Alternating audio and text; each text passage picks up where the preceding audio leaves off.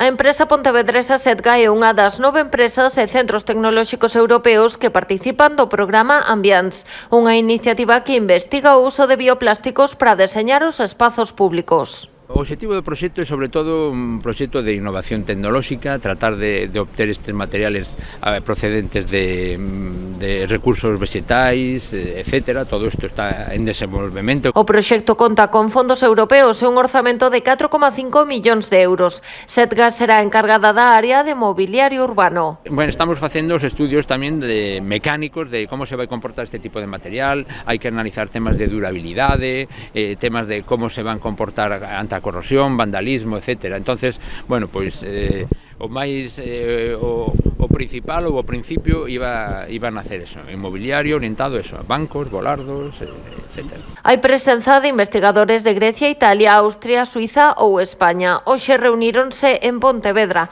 A cidade acollerá un showroom no primeiro semestre de 2024, no que se exporán os resultados do proxecto. A nós e a Pontevedra pois moi acaído este tipo de proxectos porque estamos traballando moi intensamente nesa parte que nos demos en chamar efecto PO2 e como sabedes consiste en seguir impulsando medidas que fagan o espazo público máis amable, máis sustentable e que melloren o medio de vida para os veciños e veciñas de Pontevedra en canto a calidade tamén ambiental, non?